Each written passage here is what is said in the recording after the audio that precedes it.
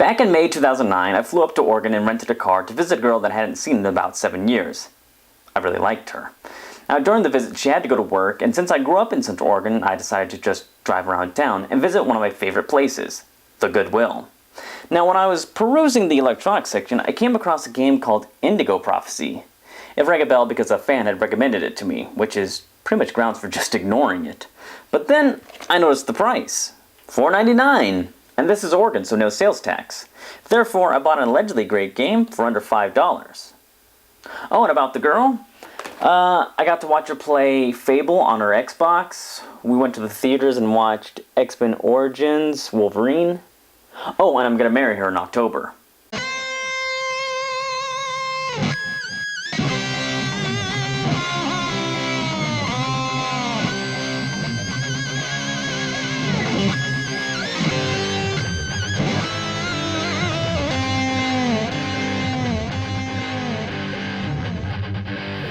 The box says Indigo Prophecy, so I'm going to call it Indigo Prophecy. I have no interest in internationalizing this video and calling it by its other title. Besides, last time I pissed off a bunch of people from non-internationalization was when Future Storm was doing that cooking video and called out his degrees in units of Fahrenheit. Damn it, I just internationalized this video. Well, I shouldn't even be calling it Fahrenheit because some people might confuse it with that CD32X game. So ultimately, Indigo Prophecy wins. In case you didn't notice, the version I got from Goodwill was for the PC. So once again, I'm gonna have to hook up my PC to my PC to record footage from my PC. It's all very simple, try and keep up. Indigo Prophecy is truly the game that I've been the least prepared for of all time. My purchase wasn't based on the game description, it was $4.99? Mine! The game begins with a man killing another man in the bathroom of a restaurant. My thoughts? Geez, I don't like watching this stuff. There's nothing cool or over the top about it. It's just dramatic, trying to invoke real emotions, come on! And then boom, he's all done and you're in control of the killer. Okay, I didn't see that one coming. Your name is Lucas Kane, and you didn't want to do this, you were just possessed. So with this open-ended gameplay, you gotta think to yourself, well, what do I do next? I gotta hide the body, and then I gotta clean up all this blood, and what am I gonna do with the weapon? And when I saw the cop was coming my way, I realized it was time to get out of Dodge. Bye! In the next level, you play as the cops who are investigating the murder. And again, I hate this crap! I can't stand these cop shows where they arrive on the crime scene all smarmy and insincere, not even caring that somebody just died. They want to find the assailant for their own personal gain! And to further my annoyance, everyone I work with just loves these shows, while they don't even realize how far they're being desensitized to the idea of real murder. But this level is interesting to note. You play as Tyler and Carla, and you investigate the crime that you just witnessed. But you didn't get to see where Lucas hit the knife. You had to go find that on your own. So who do you root for? The innocent killer or the good guy cops? And that's about as interesting as the game gets. For the remainder of the game, there's varying levels of cleverness where Lucas has to plan his actions for future events, and Tyler and Carla go around and collect clues. But the bulk of the game is going from point to point, muscling through conversations, and this.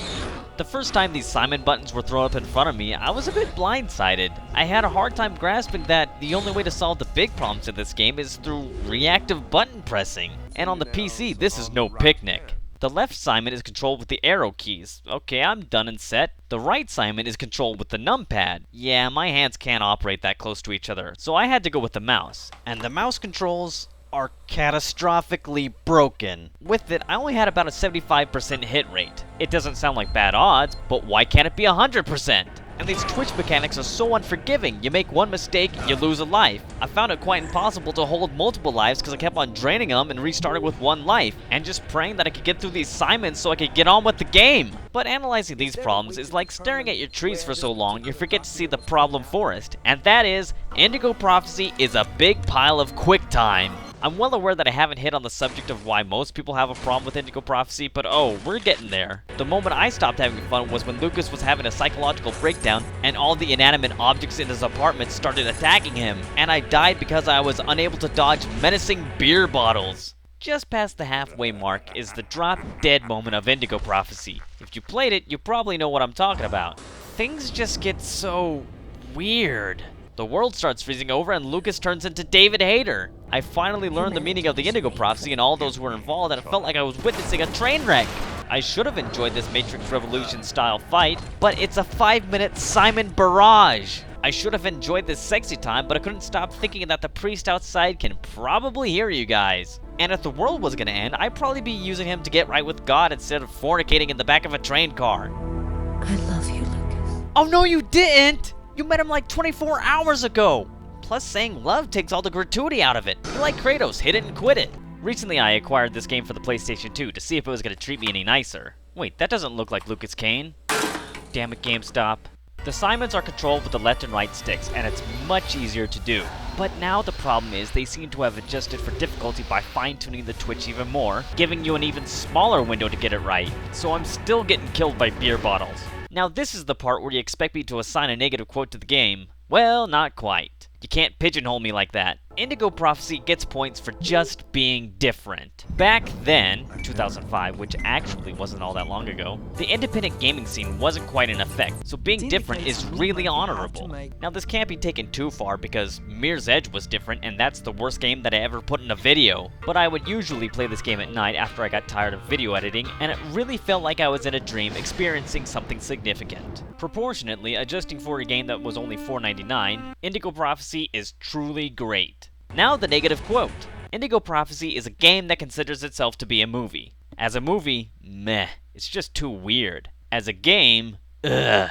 It's just like that other Fahrenheit game where you have to push the right buttons at the right time to proceed, and that's not very fun. Hey, you done with the video yet? No, not quite. What's bugging him? Indigo Prophecy didn't give me a whole lot to look forward to in Heavy Rain, but trudge on I must. Since I didn't pay very much for the first game, I wanted to continue that with Heavy Rain, and that's why I rented it. I'm showing you this just to prove that I have the capacity to rent. I get an unusually large amount of hate mail ordering me to stop buying games. How exactly I'm affecting these dumbasses, I don't know. With Heavy Rain, I was even more of a responsible gamer because I downloaded the demo before even renting. The only conclusion that could be made from the demo was, is this control scheme really necessary? And that's all I could say because the demo froze partway through. Playing the actual game didn't do much to thrill me either. Your first task is to wake up, take a shower, and get dressed. This is not very interesting. I understand a game should start out with an easy tutorial level, but this is like one of the unimportant parts that you would play partway through Indigo Prophecy. Soon after, your wife and kids arrive home and it's all hugs and kisses. At one point, your wife asks you to go get the plates from the living room cupboard. Now, when I was playing, I walked over to the couch of the TV. This is clearly a living room, but I don't see any cupboards. And then she yelled at me like I was ignoring her. Ho, you gave me bad directions. The plates are in this cupboard, by the table. This is a dining room. The rest of the introduction was pretty mundane. I appreciated that the sun was shining, but that was only to build me up, buttercup, don't break my heart. Jump 2 years into the future where nobody smiles and titles float in the air. I'm being so totally serious with you right now, it's not even funny. I really considered quitting at this point. No game has ever made me so freaking sad. Be it game or movie, there needs to be a bit of an offset early on to give you a satisfying conclusion. However, Heavy Rain reaches some sort of critical mass when it comes to sadness. It is also at this point that you start controlling 4 different characters. This guy, who should just hang himself and end it all, is Ethan Mars. His son gets captured by the Origami Killer. Next is Scott Shelby, a private investigator, who does his part by questioning the parents of the victims of the Origami Killer. And then there's Madison Page, who doesn't really let on to what she's doing, but she joins up with Ethan Mars and is pretty much along for the ride. Rounding out the list is Norman Jaden, or as he pronounces his own name, Naman Jaden, as in nom. Naman Jaden works for the FBI, and he's helping the local authorities investigate the Origami killings. Ah shit, here we go again. More insensitive people arriving on a crime scene. And while you're there, why don't you just piss on the body too? My aversion to these crime shows actually didn't begin with crime shows. It began with that stupid music video for the song Beer for My Horses. It begins with a policeman enjoying his breakfast over a dead body, and he has the nerve to say, another one bites the dust, kyuk kyuk. Dude, show some fucking respect. This was a person just like you, with dreams and life goals and a family, and somebody very selfishly took all that away. And Heavy Rain takes this a little bit further. We're investigating child killing. Really? This is our entertainment? Looking at dead children? Hey, Storm. What is it, Future Storm? Are you done with the adventure yet? No, why? Oh, well, there was a joke I wanted to make the first time I adventured on this game, and I was wondering if I could get to do it right now. Just hold that thought, I'll be done in a few minutes. It would seem that all 4 characters are looking for Ethan Mars' child before he is killed, but all with their own different methodologies. Scott Shelby is picking up evidence that the origami killer left behind with previous victims. This involves stuff like recovering origami figures left for the victim's father. Naaman Jaden plays the Tyler and Carla of this game in that he has to investigate crime scenes. He scans for clues with a pair of glasses called Ari. This is a really good idea. At least it seemed that way until I had to use them. Scanning a wasteland is much like scanning a planet in Mass Effect 2. Boring. But if he uses the glasses too long, he gets the hippie shakes and has to do some meth to calm down. Madison Paige is, well, a whore, as she tries to have sexy time with Ethan Mars. I say this has been shoveled in, you say, yeah, well, this leads to alternate endings, and I say, yeah, well, if I had just shot a man in the head, I doubt my next plan of action would have involved whipping it out. Ethan Mars was the only one that provided some mildly entertaining levels and actually made me feel like I was playing a game. Yeah, interactive drama or not, this was still made for a gaming console. The origami killer set up some trials for him to go through to prove that he's a worthy father. It felt kinda like Saw or 12 Rounds, so it was alright. Okay, so the question posed earlier was, is this control scheme really necessary? Well, yes it is. The difficulty in controlling this game is how the game maintains its difficulty. There's a lot of button pushing and stick hitting. Yeah, I prefer this over sexy time. Why? Well, that's drama, and this is gratuity. Simple as that. Oh, and you want me to violently shake my controller up and down after watching a shower scene? No problem. But the difficulty quickly leads into unplayability. I didn't mind playing Twister on my controller in this level until I got to this set of wires. Okay, I have to hold down the shoulder buttons and push X. And oh, something went wrong. Alright, let's try this again. Shoulder buttons and X. What the hell? Well, get this. I'm supposed to be rapidly pressing the X button. Well, I'm sorry that I couldn't tell that the game was denoting that. Everything else was shaking. And I'd love to pick a response, but I can't read them when they're moving around some guy's head. Not to mention that this game is just riddled with glitches. Indigo Prophecy only occasionally screwed up its texture indexing and flat out froze, while Heavy Rain has a problem if you push buttons too fast, which quite often is the very objective of the game. Oh, it's been fun sending Heavy Rain to hell, but I'm gonna have to give the game full marks. Thanks. Now, I'm not saying that I actually enjoyed the game. Oh no, I thought it was dreadful. But it goes like this. I have played 2 of Quantic Dream's interactive dramas, and if it wasn't for this whole video gig, I would have stopped at 1. But with Heavy Rain, I got the feeling that they were able to make the exact game that they wanted to without getting pressured by a publisher to add a Gears of War cover mechanic.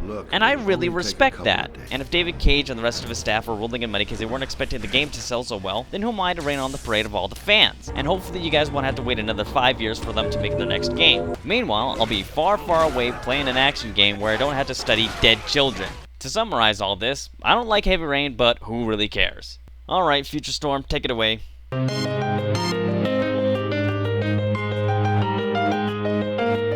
Heavy rain, the origami killer's on the loose. Heavy rain, Ethan goes and finds himself a noose. Heavy rain, Naaman Jaden snorting on his crack. Heavy rain, Madison spending time upon her back. Paper crane, he'll put one on your body when you're dead. I'm Storm Dain.